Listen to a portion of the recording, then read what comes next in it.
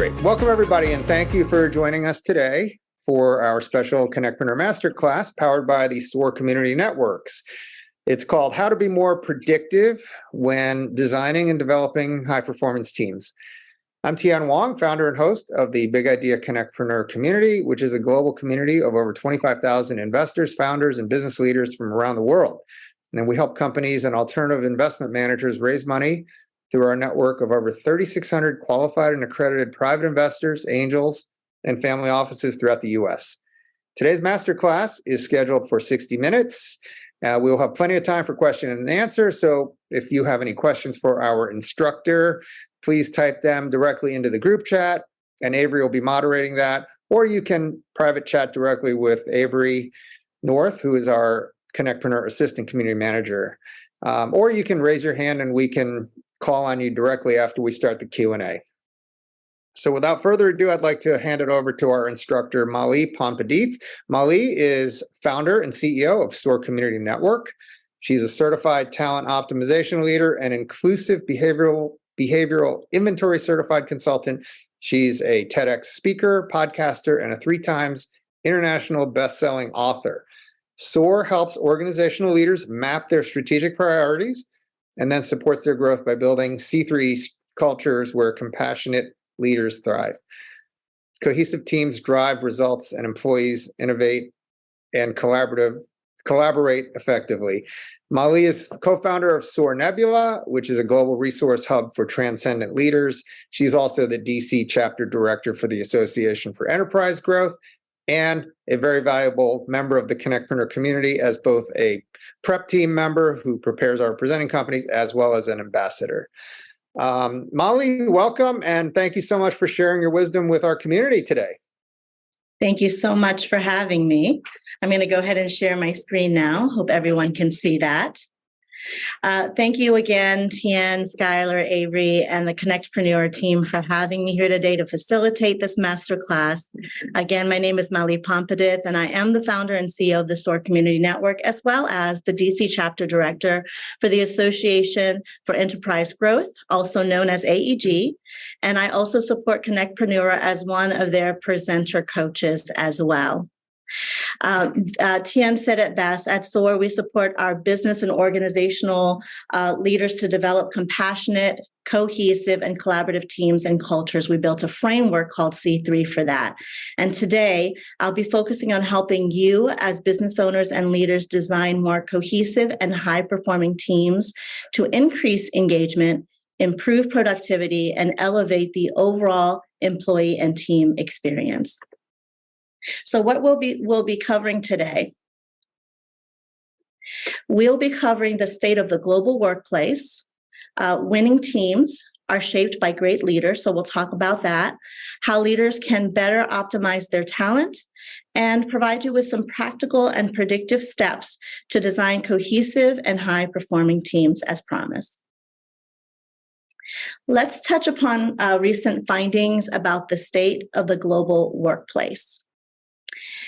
In Gallup's most recent poll about the state of the global workplace, their findings tell us that before the pandemic, engagement and well-being were rising globally for nearly a decade, but now they're a bit stagnant. Living for the weekend, watching the clock tick, work is just a paycheck. These are some of the mantras of most global workers today.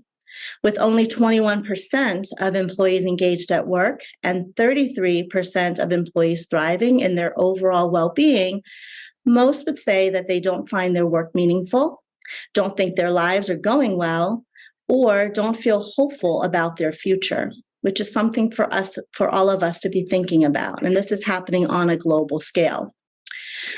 More and more studies are finding that well-being and engagement interact with each other in powerful ways. When employees are engaged and thriving, they experience significantly less stress, anger, and health problems. Unfortunately, most employees remain disengaged at work. In fact, low engagement alone costs the global economy $7.8 trillion. The relationship between well-being and engagement is vital because how people experience work influences their lives outside of work, and their overall well-being influences their life at work. For 79% of workers, this kind of work environment may seem like a pipe dream. But for 21% of workers, it is a reality. They still have days with stress and worry and pain, but at half the rate of people who are actively disengaged at work. In fact, 95% of people who are thriving at work report being treated with respect all day long, and 87% report smiling and laughing a lot. So we have to incorporate humor and fun into our work environments. Business units with engaged workers have 23% higher profit compared with business units with miserable and unhappy workers. Additionally, teams with thriving workers see significantly lower absenteeism, turnover, and accidents, and they also see higher customer loyalty, so external facing impact as well. The point is, well-being at work isn't at odds with anyone's agenda. Executives should want their employees to thrive in all areas of life. And helping them thrive starts with listening to them. Hear what they have to say about how they feel about their life, how work is going. Hear what matters to them, and hear how they want to contribute their gifts and talents to drive your mission home. So high-performing and winning teams are created when people work well together and collaborate effectively. They are also shaped by great leaders. So what makes a great leader? Great leaders and managers are better listeners, coaches, and collaborators. So these are skill sets that we need to, as leaders, grow and evolve into. Some of us are already great listeners, but we will always be able to grow and expand as our workforce changes. Great leaders need to be able to clearly identify and recognize each of their employees' strengths, caution areas, and go as far as understanding their motivational drivers that shape their behaviors. This is how great managers and leaders help colleagues learn and grow. This is how they learn and grow. They see them, they hear them, and they recognize their colleagues for doing great work. By doing so, they make them truly feel cared about. Only environments like this, workers can thrive. So let's talk about some of the new leadership approaches for the future of work. These are some of the things based on research, based on findings and trends that are being required of leaders to meet the holistic needs of their employees and their team members. Compassionate and transcendent leadership is what we at SOAR have been advocating for over a decade. This is a great thing for our work because that's where organizational leaders need to go now. And many are starting to understand how essential it is to lead at this elevated state of awareness with compassion and empathy and a focus on being more legacy-driven more than ever. Large enterprises, government agencies, and even our United States military are all investing in leadership now that takes the humans first or people's first approach. And it's absolutely necessary in order for us to empower our people to make the greatest impact our world requires to navigate and overcome some of the biggest challenges that our society has ever faced. Before we dive into the practical ways to design cohesive and high-performing teams that will engage your people and impact the overall organizational culture, here are a few shifts that need to take place in our workplaces in order for our people to thrive. One, we must shift from caring to empathy and compassion. Two, we must move from engaging employees to inspiring them so they can thrive in life and live their best lives. Because when they are happy at home, they show up for work more engaged and more inspired and more motivated. With their sense of joy and purpose, you gain from their overall health and well-being, and this becomes priceless for the team. We must help our employees, thirdly, by developing their human and essential skills, not just their technical skills, to move beyond tolerating ambiguity and embracing it.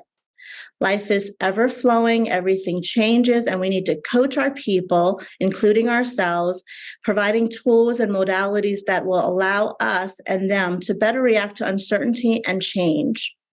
Leaders must shift from certainty to clarity. They must learn to be clear, even when they can't be certain. But the pandemic we weren't certain about what was happening the next day. So leaders need to cultivate transparency to create that level of trust that's required. So these are some of the ways in which we want to make sure that we as leaders are focusing on.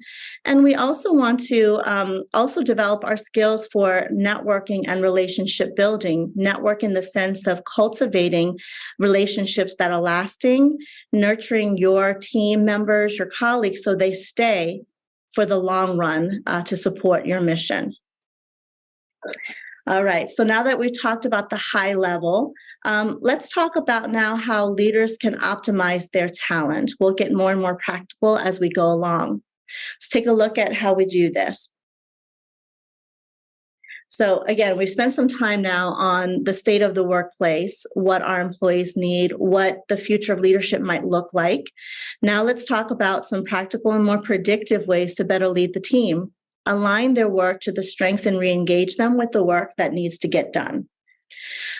As we are fully aware, but just as a reminder, business doesn't run themselves, people run them. Understanding who you are as a leader and who's on your team is critical when designing cohesive and engaged, high-performing teams. The best leaders understand that strategy is much more than them. Self-awareness drives dream teams, but that awareness extends beyond the individual level. Designing, building, and maintaining what we at SOAR call a C3 culture, a compassionate, cohesive, collaborative culture, boils down to the power of your people, their individual and collective team strengths that will help you and them get the job done. By creating a winning talent strategy and building awareness of yourself and your team and your strategy, your workforce can deliver results in the face of any business challenge. We've seen it happen. Allow your team to also gain self-awareness of their strengths and caution areas, and then guide and coach them on ways they can flex and improve to meet the strategic needs of the team and the organization. Again, as we drill down, optimizing your talent starts with the self-awareness. It's really people-centric. This is the approach we're going for, and this is the approach that we find is working to create lasting and transformative change to cultures. When a person is in tune with their own behavioral strengths and gaps, they can lean into those strengths while turning caution areas into opportunities. That's the key to unlocking these high performers. We help these organizational leaders drive awareness, not just at the individual level, but within an entire team and organization. Whether we are coaching a deputy secretary of an agency, a CEO, senior managers, or emerging leaders, and individual contributors, we must build awareness for one, the individual themselves, me as a whole human that shows up to work, and my team, who's on the team, how do we work together? The organization's business strategy. Are we clear on what the strategies are? And for how you can get that done, utilizing behavioral data is how we do it.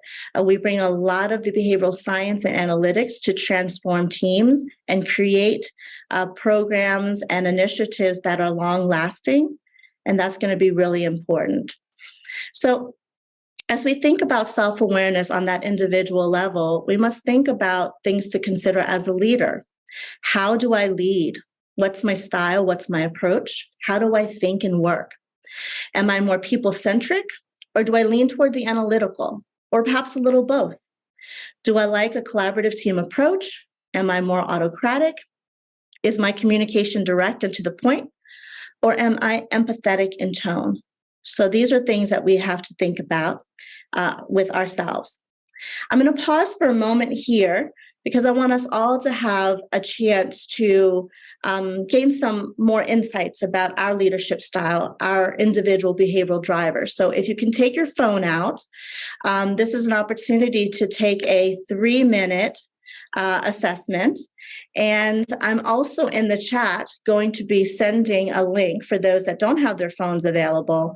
So you can go ahead and click on that. It'll take you to a browser, and we'll just pause for about 2 to 3 minutes, have you take that, If you are familiar with Predictive Index, which, by the way, we're certified, and this is the tool we're using today, we're certified partners. If you're familiar and have taken the assessment, if you remember your reference profile, please put it in the chat. I'd like to see kind of the team dynamics of this group. If you have not taken it, please go ahead and take the assessment. It is free. It is a gift. You will get a report immediately in your email, and that will tell you what your reference profile is. Once you get your reference profile, if you're willing to share it, please put it in the chat as well. And we'll see out of the 17 different reference profiles, how many reference profiles are here with us today. So I'm going to be quiet for about 2 or 3 minutes.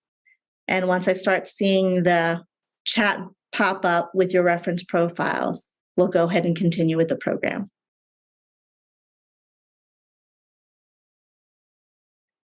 Okay, can you hear me? Thumbs up. I've been seeing some things in the chat. Okay, great. Wonderful. All right, so continue. If you haven't finished yet, it's okay. Continue and submit, and then when you have a chance, go ahead and add your reference profile into the chat. I really am just curious to see how diverse we are in terms of our reference profiles here. Well, let's go back. Let's come back now. And that way we can focus on how we can better design high-performing teams. I'm going to use a more specific example as we go along. In this example here, I'm using my COO, Victor, as the leader. And this is represented with the purple pin. He lands here in the world of work wheel. So we're going to spend some time on the world of work wheel. He enjoys innovation and breaking the status quo because he sits right between that innovation and that results line. And he also naturally focuses on getting results and making sure that things get done right. He tends to be task-oriented and not as concerned for process, can flex to do that, but happy to let others drive the process piece of initiatives. Now, these attributes have both pros and cons, and these pros and cons come to life, especially when he works with others. This leads to the next point, that's about leading well. We've got to talk about who's on the team. Right. So now you recognize perhaps where you sit, which will expose that in a moment. If you have your reference profile, we'll let you know exactly in the work wheel where you sit. But once you understand where you sit, we have to uncover where are all the members of the team. As leaders, we do need to understand the complexity of our people. When we don't understand the dynamics of the team, it creates misunderstanding, unhealthy tension, all of which impacts the results. So understanding how to navigate and lead a given team is a core component of a leader's job. So some questions that we might want answered around our team is, how does my team communicate with one another? What are the different preferred work styles? As a collective, what are their strengths and what are the caution areas? There are just a few questions here that we want to gain more insights into. And this is why we're so adamant about utilizing behavioral insights to identify these components that shape these team dynamics. So now, based on your reference profile from the assessment that you just took, where do you fall in the world of work wheel? And by the way, for those artisans in the room, you fall where the craftsmen fall. They're changing the names from craftsman to artisan, and so some of the collateral hasn't been updated yet, but you would fall in the process and precision side of the work wheel. So as you find your reference profile, just make note of that. There's a couple things here to answer Tien's question and joke about whether an individualist can be a team player.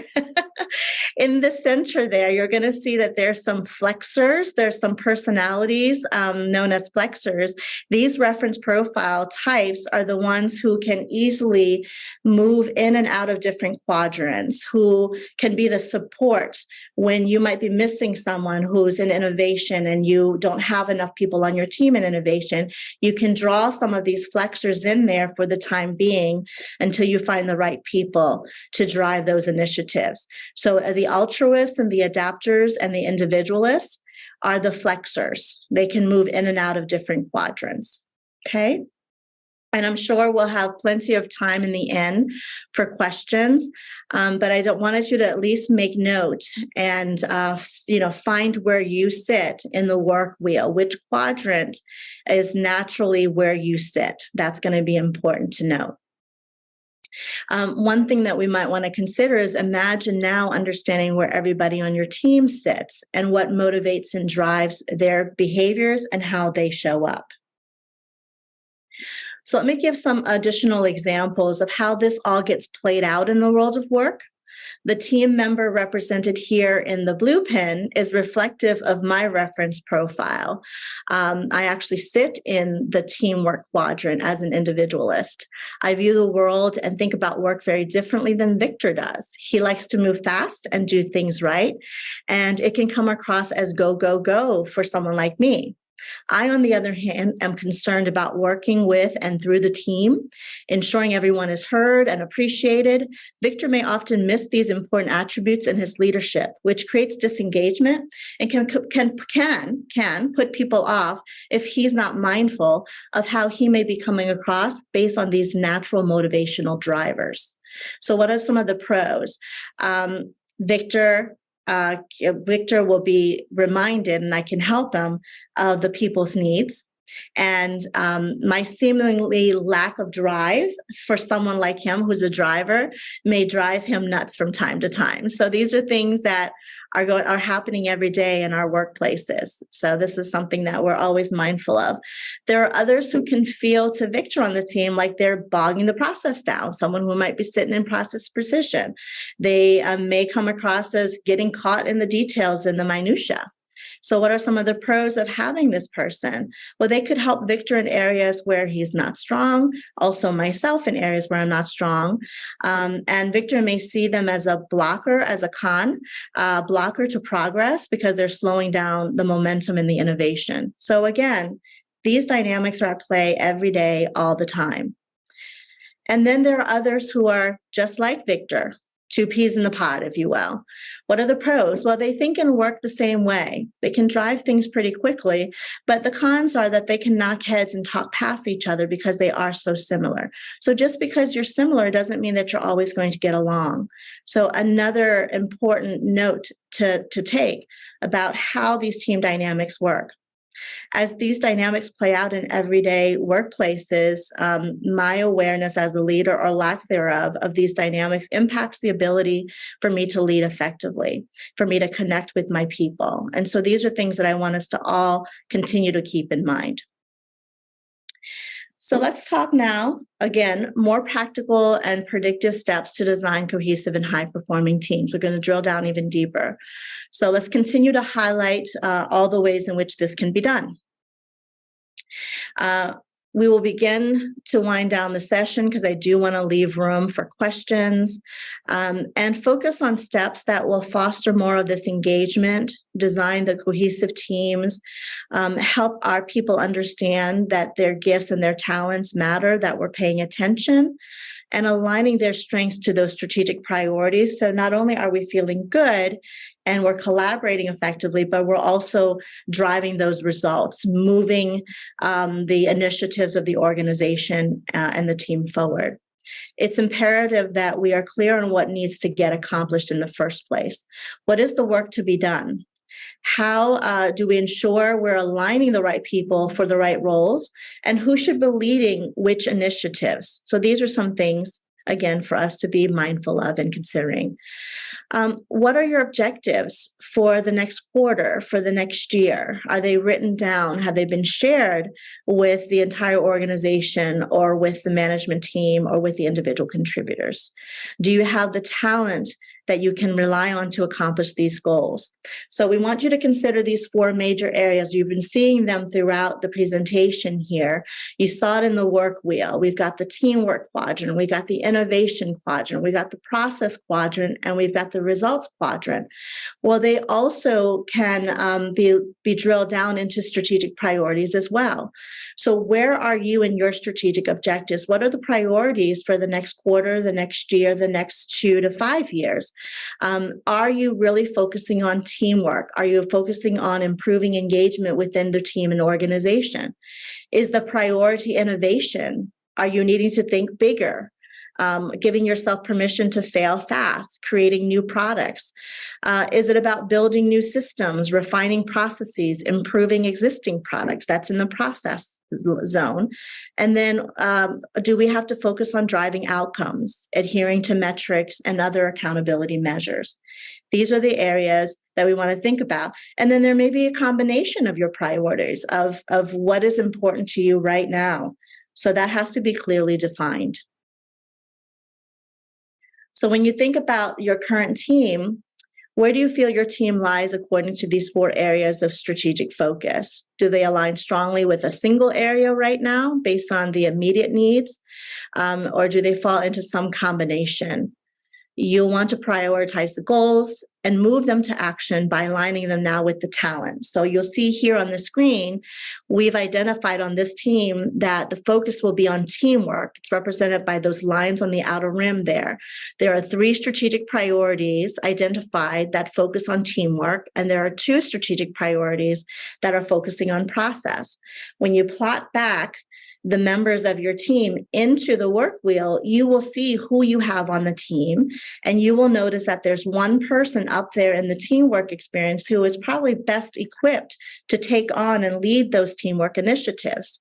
So these are some of the ways that we can be more predictive in our approach to even our talent strategy, the action plans and steps, and also building out our accountability charts. Who is accountable for what? When we advise our clients, we use the above 4 quadrant grid to help them translate the business strategy into their talent teams and talent terms. When a team has a strategic focus in a particular quadrant, it's critical to ensure that they have the right people to execute on those strategies. And if you don't have the right person sitting in that quadrant, there are ways to make sure that we can develop and help your current members of the team flex. So through self-coaching tips, through tools and analytics that can drive some of that self-awareness and some of the even technical skills to get them into the right quadrants for now.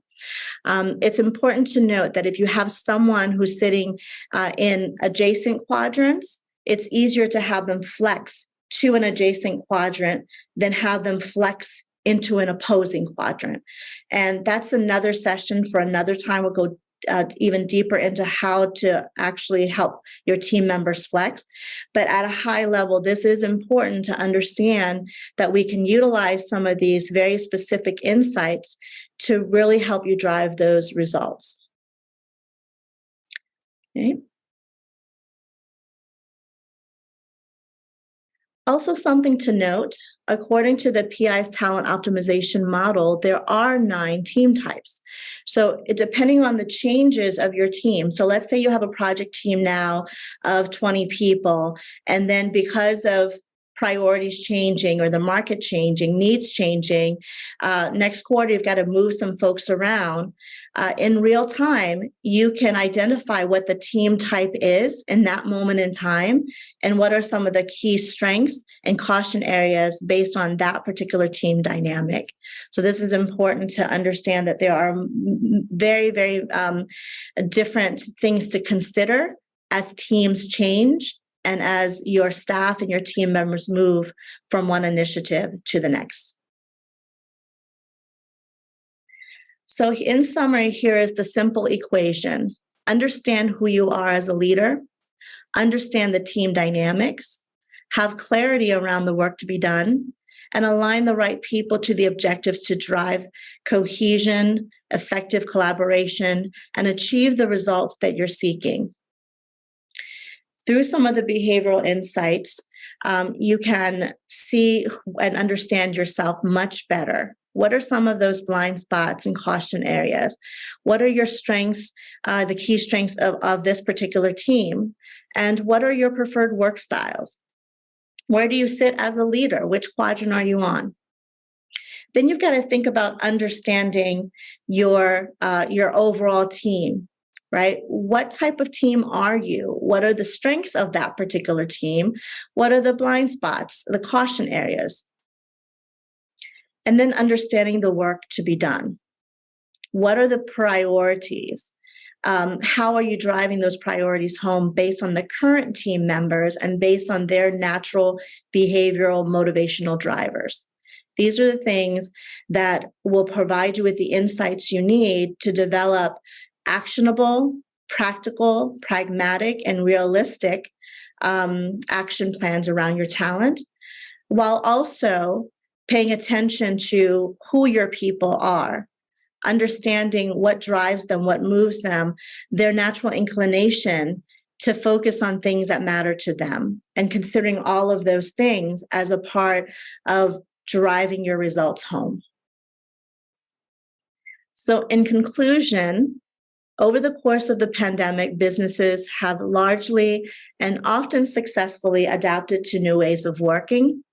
They have embraced digitization and reorganization of supply chains, although it's been difficult at times. It's all been necessary, though. But it's not often enough because people still drive businesses. And for us to prepare for the future needs of our workers, leaders need to do more than fine-tune their day-to-day task, to set those objectives, and then to expect people to bring the objectives home. It's very difficult without clarity and without development of your people and really understanding the landscape of what you have to work with and how to help motivate and inspire them to perform and to collaborate. So to put it in another way, leaders need to step back for a moment and take a breath and consider the broader perspective of how your people are feeling. It is so important with what we're seeing with our mental health crisis around the globe and in the US, that people's feelings do matter. What they care about, what motivates and drives them do matter to your productivity and to your innovation goals. As ever, it's the human element that makes the difference. Developing talent is therefore really, truly another priority to put on your list. The organizations of the future will not, or at least should not, look like the ones that existed even as recently as 2019. It will need to be more flexible. We as leaders will need to be more flexible, less hierarchical, and more diverse. Not only diverse from a DEI perspective in the traditional sense of the definition, but also diverse in skills, diverse in perspectives, and diverse in generational needs and worries and fears. I remember growing up, I did not have existential fears. And speaking with my nieces and nephews, they do. And they are entering into the workplace and they have different priorities, different motivations. And we have to pause and ask them what matters to them so that they can align their greatest passions and desires to the work to be done. This is so critical. This is new, but this is the way it has to be moving forward to be productive as a society. So as stated here, I want to close out by reading this statement. I know you can read it, but I just love it so much that I think it's important to reiterate. This was quoted here. You'll see the source laid out. Leaders need to recognize that people want meaning in their lives and their work. Previous research has found that companies with a strong sense of purpose outperform those that lack one. And those who say they live their purpose at work are simply better employees, more loyal, more likely to go the extra mile, and less likely to leave. Purpose helps companies recognize emerging opportunities and connect with their customers. This too should therefore be seen as a priority and a source of competitive advantage.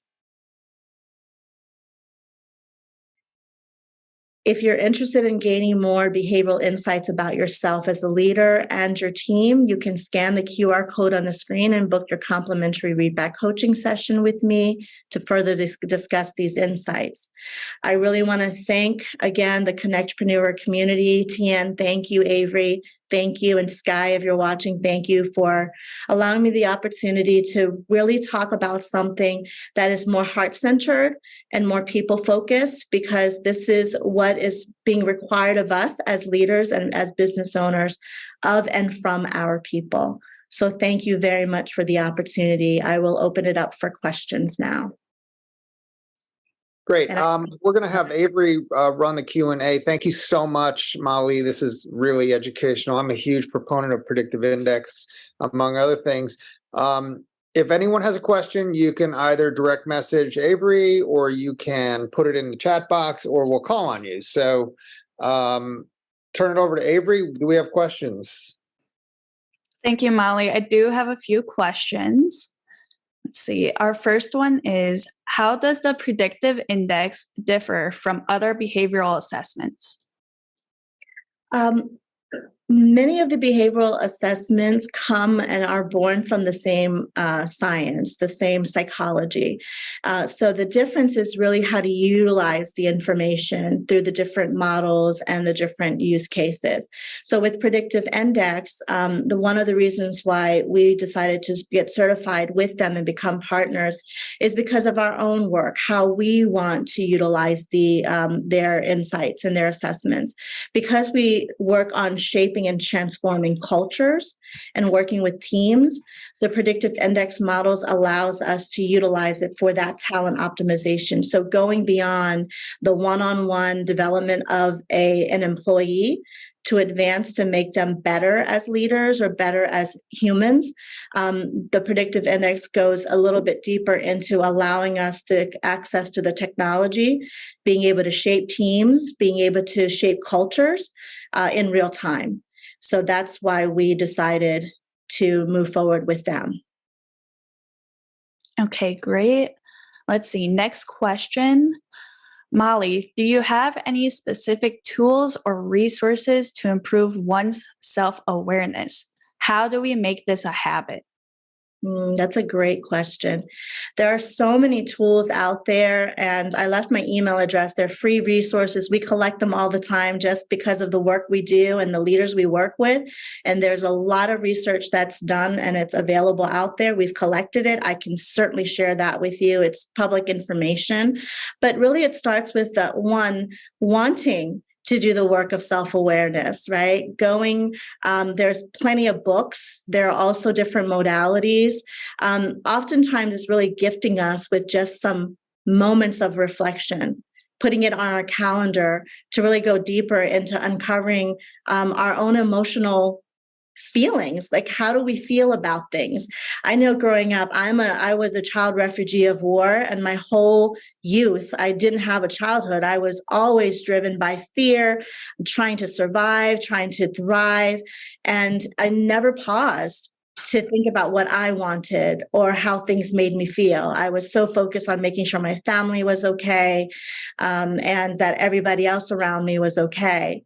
So it really is, it's a choice you have to make and an investment you have to make to uncover the things that make you happy, that motivate and drive you. And some of these behavioral assessments do help because they kind of get to the root of how our brains are wired.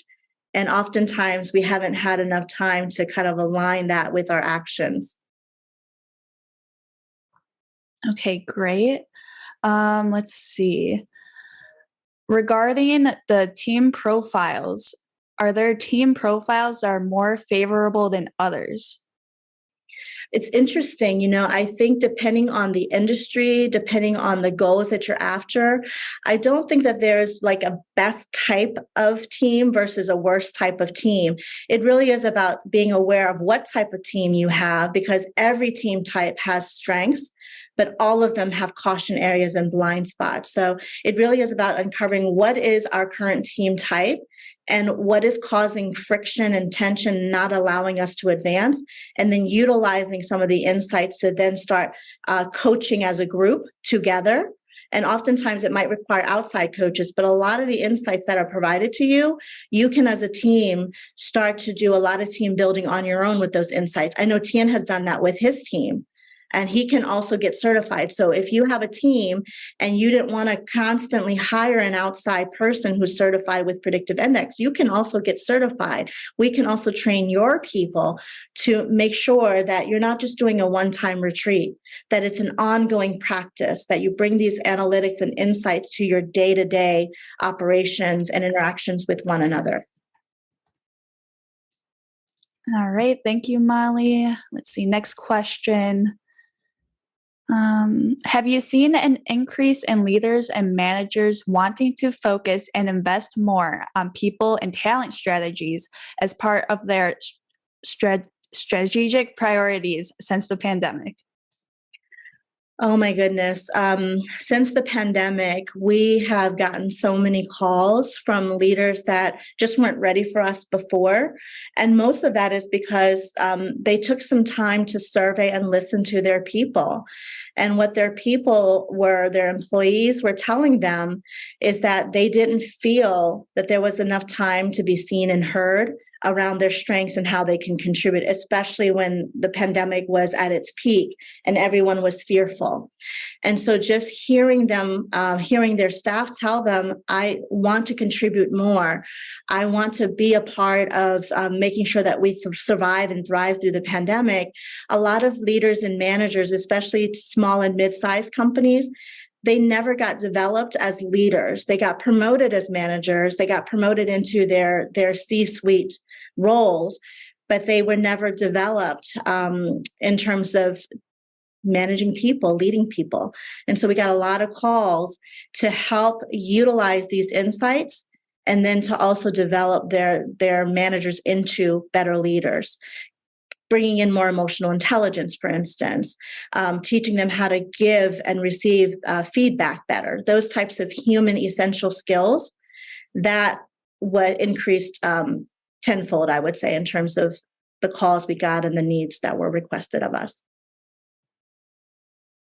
Okay, great. Is there a different QR link for the complementary team assessment?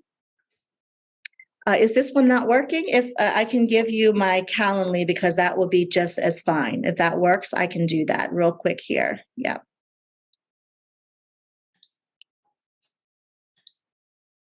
I'm going to go ahead and put it into just add my link there. There you go. You can just use the Calendly link. Okay. Does anyone else have any questions? Feel free. Also, feel free to raise your hand.